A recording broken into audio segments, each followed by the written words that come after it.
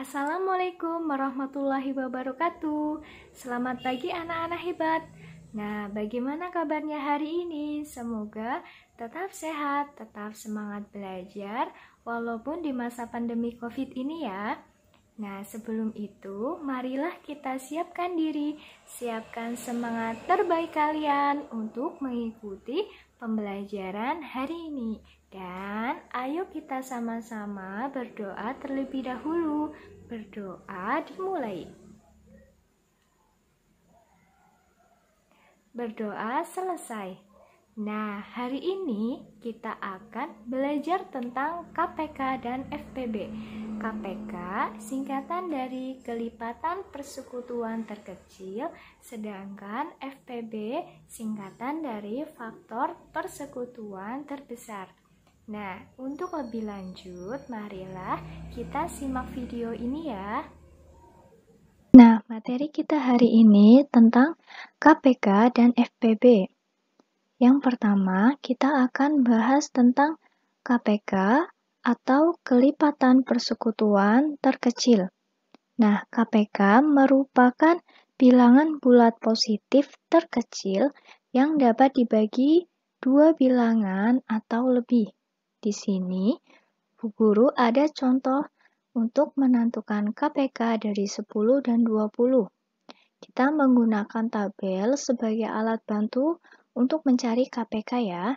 Di sini 10 dan 20 kita cari bilangan yang bisa dibagi dengan dua bilangan tersebut, yaitu bilangan 2. 10 dibagi 2 hasilnya 5, 20 dibagi 2 hasilnya 10. Kemudian kita cari bilangan yang sama-sama bisa dibagi 5 dan bisa dibagi 10, yaitu bilangan 5. Kemudian 5 dibagi 5 hasilnya 1, 10 dibagi 5 hasilnya 2.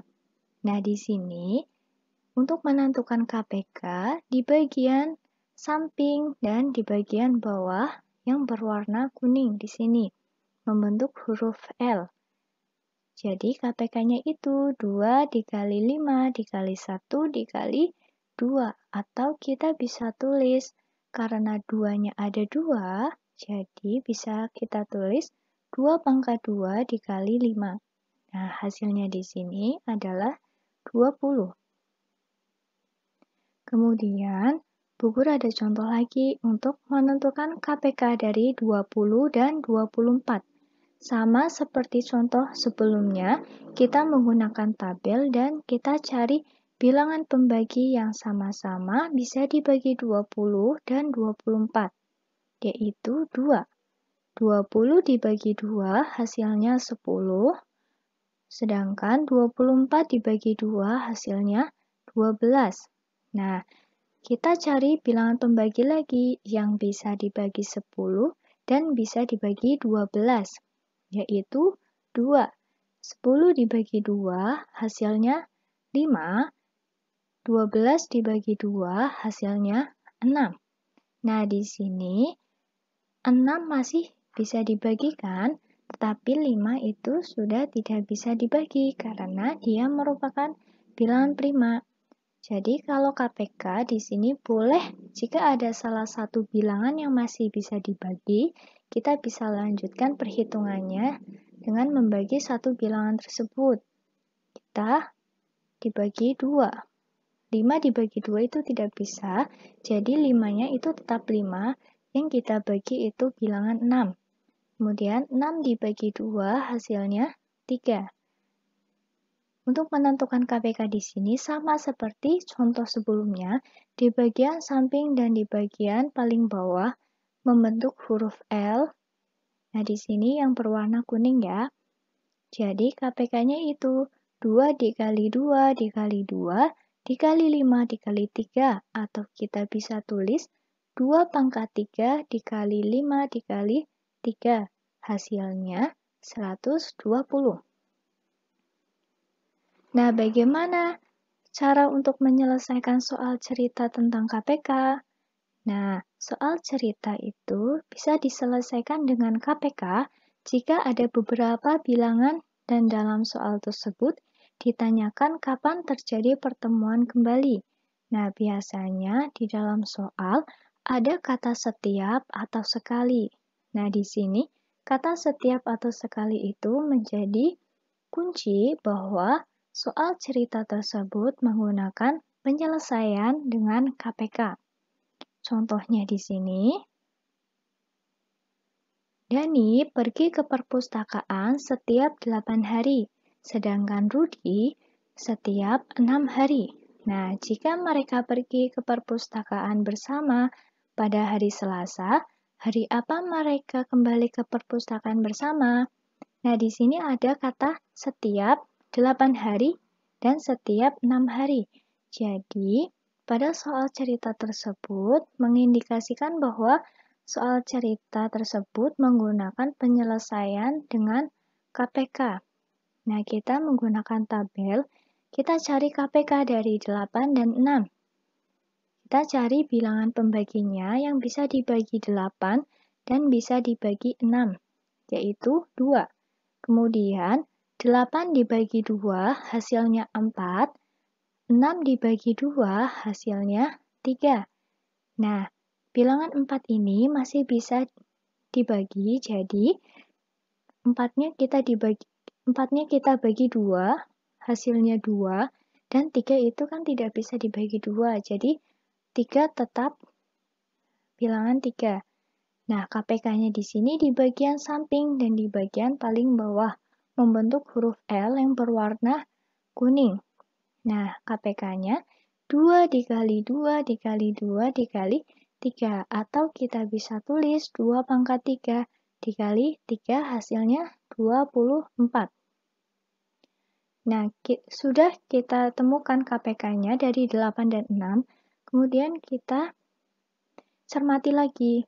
Dani dan Rudi itu bersama ke perpustakaan pada hari Selasa.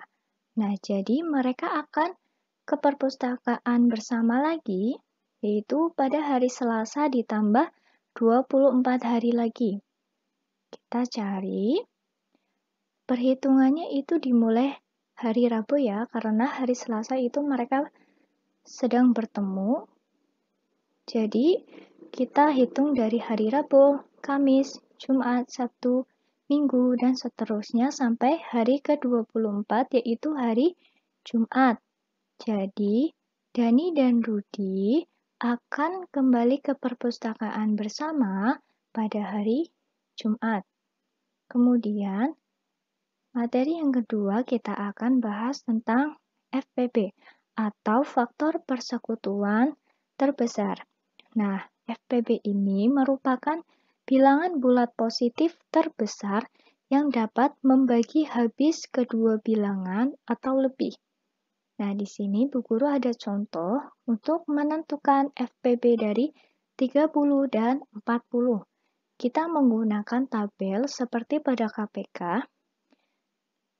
Kita cari bilangan pembagi yang bisa dibagi 30 dan bisa dibagi 40. Yaitu 2. Kemudian 30 dibagi 2 hasilnya 15 dan 40 dibagi 2 hasilnya 20.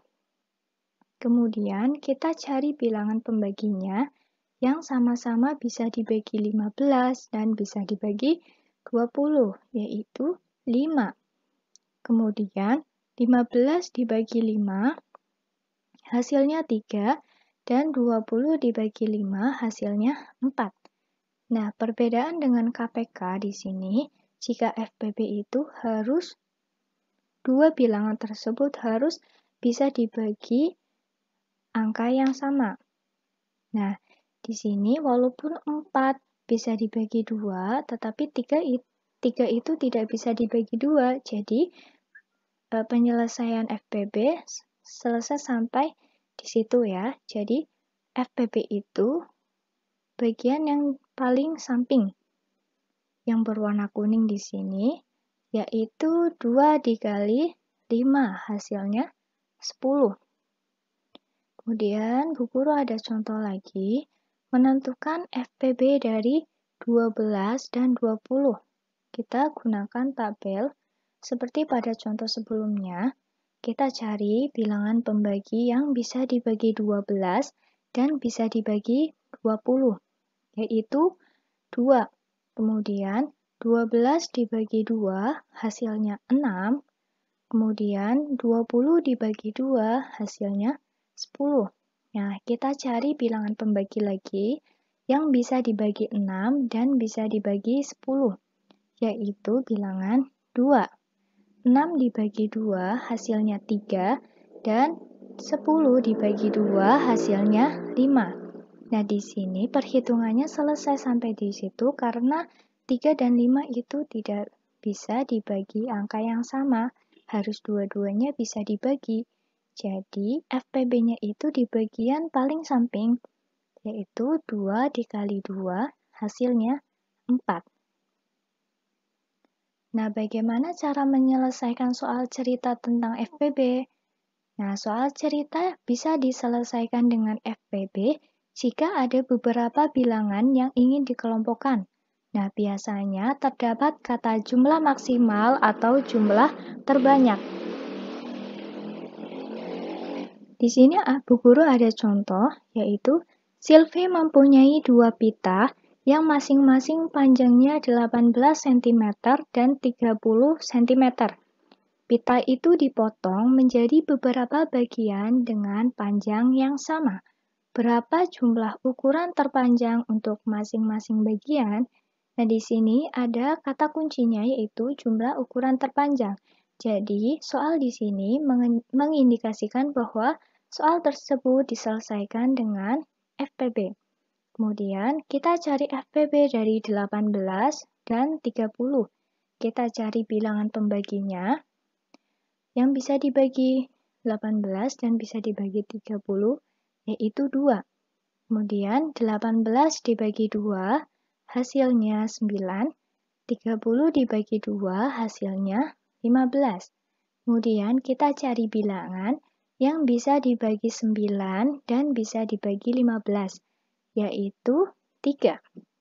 9 dibagi 3, hasilnya 3.